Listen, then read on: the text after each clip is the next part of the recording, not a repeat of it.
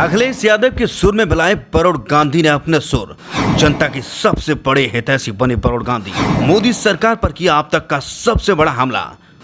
जब राहत की जरूरत थी तब आहत कर रही सरकार।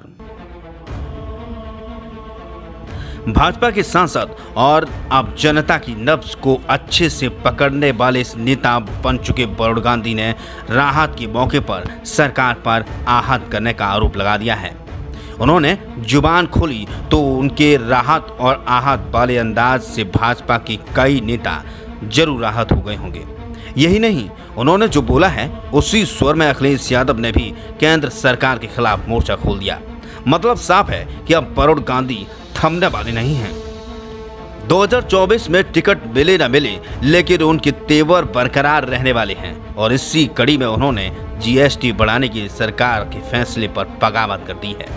कोरोना महामारी के बाद जैसे जैसे आम जनता को संभालने का मौका मिला, तो अब रोजमर्रा की चीजों पर दाम बढ़ाकर सरकार ने एक बार फिर जनता को महंगाई के गर्त में झोंक दिया है।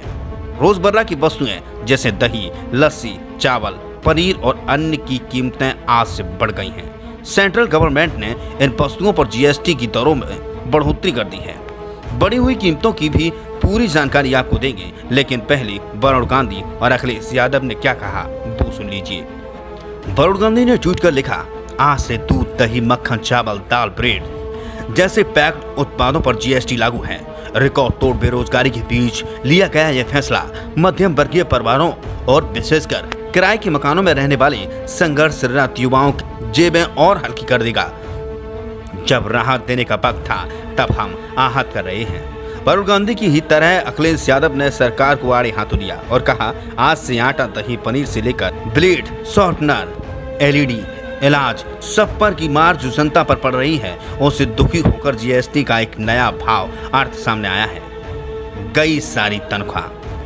आपको बता दें कि सरकार के नए फैसले से अस्पताल में इलाज कराना महंगा हो जाएगा।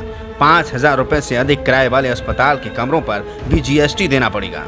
इसके अलावा 1,000 रुपए प्रतिदिन से कम किराए वाले होटल कमरों पर 12% की दर से कर लगाने की बात कही गई है। अभी इस पर कोई टैक्स नहीं लगता है। इतना ही नहीं, पैकिंग और लेबल वाले चावल, गेहूं, आटा आदि पर भी अब जीएसटी लगेगा, जिसकी वजह से इन रोजमर्रा की जरूरी चीजों के दाम बढ़ जाएंगे। केंद्रीय वित्त मंत्री निर्मला सीतारमण की अध्यक्षता में जीएसटी परिषद ने पिछले दिनों अपनी बैठक में डिब्बा या पैकेट बंद और लेबल युक्त मछली, दही, पनीर, लस्सी, शहद, सूखा मखाना, सूखा सोयाबीन, मटर जैसे उत्पादित गेहूं और अन्य अनाज तथा मुरमुरे पर 5% जीएसटी लगाने का फैसला किया था।